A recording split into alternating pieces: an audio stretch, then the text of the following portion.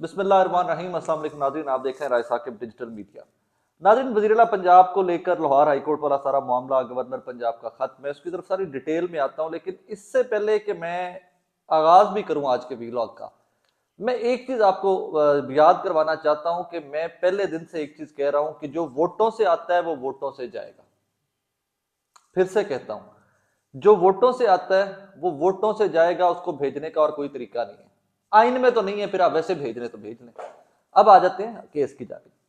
परवेज इलाही वाला case, Lahore high court का larger bench, governor ने खत लिखा था एतमाद का वोट लें, उसके ऊपर रूलिंग आ गई थी स्पीकर पंजाब असेंबली सफ्तान खान साहब की कि आपने गैर कानूनी खत लिखा है क्योंकि एक इजलास चल रहा है, चलते हुए इजलास के अंदर इजलास नहीं बुलाया जा सकता। नंबर 2, उसमें कानूनी एतराज ये भी एक है कि भाईजान गवर्नर को कोई रीजन चाहिए, कोई इस तरह की जस्टिफाइड रीजन चाहिए खत लिखने से के लिए कि आप एतमाद का वोट लें। और जो रीजन या जो वजूहात गवर्नर पंजाब ने लिखकर भेजी थी परवेज इलाही साहब को, वजीर अला पंजाब को, कि आप इन वजूहात की बिना पर ले एतमाद का वोट, कोई जस्टिफाइड रीजन तो नहीं थी। एनीवेज, कहानी फिर वहीं से स्टार्ट कि आज अदालत ने पहले पूछा वकला से कि जी भाई आप लोगों का मामला सॉर्ट आउट हुआ है कि नहीं हुआ। उन्होंने कहा जी नहीं हुआ। जज साहबान में से एक ने कहा कि भाई तुम्हारे पास काफी टाइम था, तुम एतमाद का वोट ले सकते थे। मैं कहा जिसमें कानूनी नुक्ते हैं, ये है वो है ऑल दैट। तो लुबे लुबाब ये है कि इसमें एतमाद का वोट परवेज लाई सबको लेना पड़ना है, आज ले कल लें, क्योंकि एक दफा कहानी आ गई है। तो इसके ऊपर अब कहानी नहीं है कि वो जो खत लिखा गया था वो आईनी था या गैर आईनी था, वो कहानी पीछे रह गई है। अब नंबर गेम को इतना इंटेंस कर दिया गया है कि भाईजान नंबर गेम के ऊपर आपको एतमाद का वोट अब लेना पड़ ही जाना है, क्योंकि नेक टू नेक मामला हो गया हुआ है।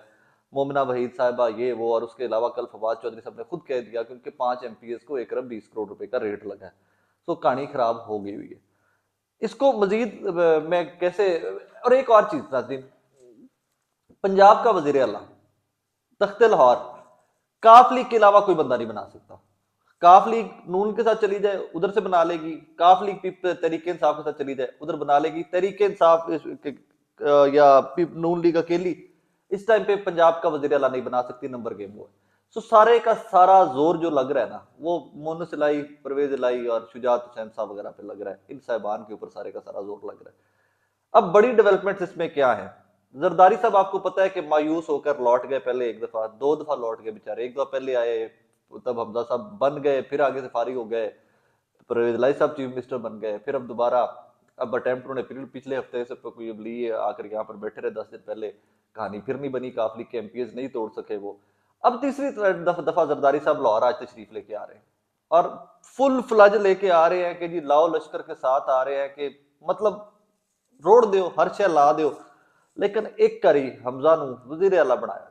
क्योंकि हमजा के बारे में बार बार वो कह चुके हैं कि मेरे बेटे जैसा है, जिस तरह मुझे बिलावल है वैसे ही मुझे हमजा भी है। सो अब कहानी जो है वो बड़ी आगे को चली गई हुई है, एक्सपेंडिंग एंड एक्सपेंडिंग, बहुत आगे गेम चली गई हुई है। और अब आके इसमें जो है ना, जिनके जमीर जागते हैं, मुझे जाती तौर पे लगता है कि उनके जमीर जो हैं वो बड़ा गहरी अंगड़ाई से उठेंगे, बड़ी गहरी नींद से उठेंगे, क्योंकि फिर रेट ही बड़ा है यार। 5 MPs थे, 1 अरब 20 करोड़ रुपया बकौल फवाद चौधरी थे।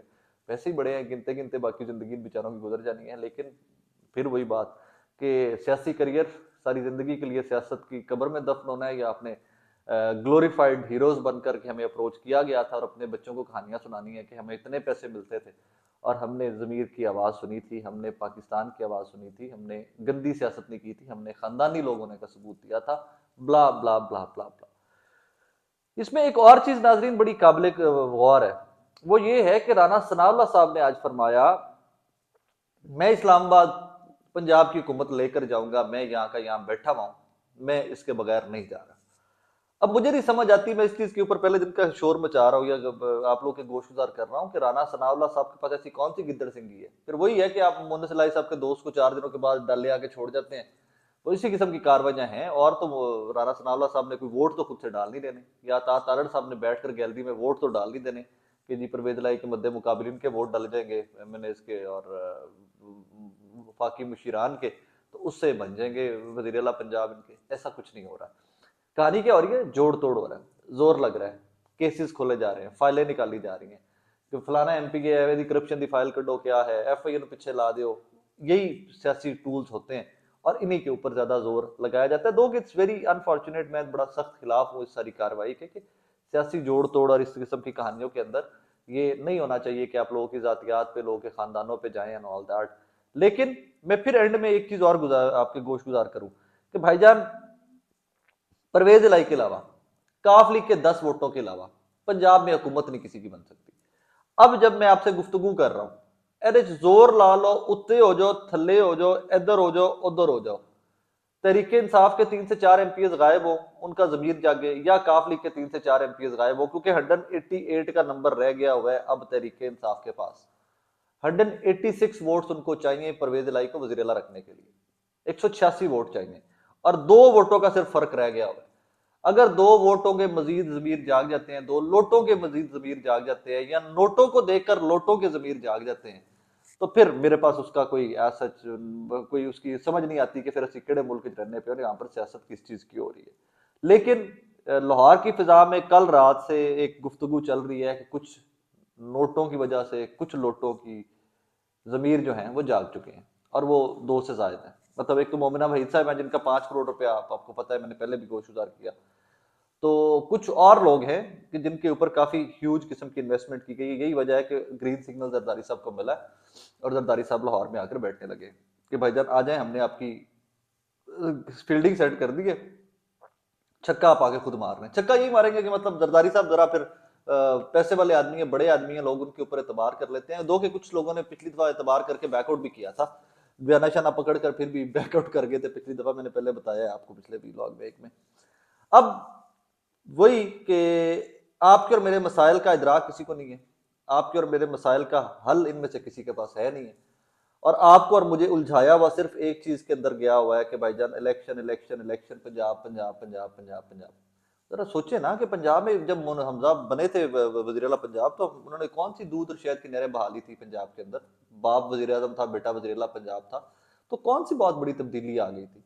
इसमें कहानी सिर्फ एक है कि वो डाइवर्ट रखें, अटेंशन डाइवर्ट रखें, कि हमने पंजाब के अंदर इतना बिजी रखा हुआ है आवाम को कि उनको होश ही नहीं है कि उनके राइट्स के साथ क्या हो रहा है, उनके हकूक किस तरह सलब किए जा रहे हैं, गुर्बत, महंगाई, तालीम कैसे बढ़ रही है, 80% किताबें महंगी हो गई हैं सिलेबस की बच्चों की पढ़ाने वाली, 80% कॉपियां महंगी हो गई हैं, जो 10 रुपए की कॉपी थी वो 20 रुपए पे चली गई हुई है। लोग 50% 50-50 पॉपुलेशन है, 50 सरकारी स्कूलों में जाती है, 50 प्राइवेट स्कूल्स में जाती है। लोग अपने बच्चे स्कूलों और कॉलेज से निकालने के ऊपर मजबूर हुए पड़े हैं।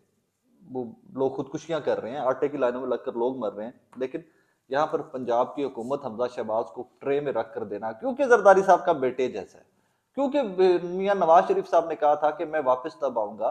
हाँ, यहाँ पर सबसे इंपॉर्टेंट एक और चीज है, वो ये है कि नवाज शरीफ साहब ने बार बार कहा था कि मैं तब तक वापस नहीं आ रहा कि जब तक हमें पंजाब वापस नहीं दिया जाता।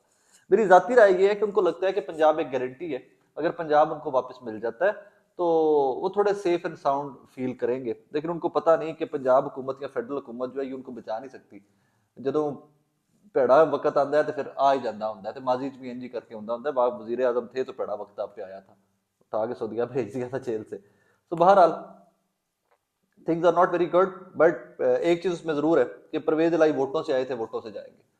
किसी गवर्नर का हुक्म, किसी नोटिफिकेशन, ये वो कहानी नहीं है, बिल्कुल कहानी नहीं है। हाँ, एक अलग इशू है कि अगर वो वोट ऑफ कॉन्फिडेंस नहीं लेते तो फिर उसके बाद आगे का नोटिफाई किया जा सके सुप्रीम कोर्ट से कुछ, क्योंकि वहां पर भी सुप्रीम कोर्ट भी जाने की गुफ्तगू चल रही है गवर्नर हाउस के इतराफ में, तो वो एक और कहानी होगी। वरना वोट ऑफ कॉन्फिडेंस जो है वो लेना पड़ेगा, नंबर पूरा करना पड़ेगा, फिर रन ऑफ इलेक्शन आएगा, और रन ऑफ इलेक्शन के अंदर फिर परवेज इलाही साहब वगैरह के पास, तरीके इंसाफ के पास नून लीग से ज्यादा वोट होंगे बजाहिर।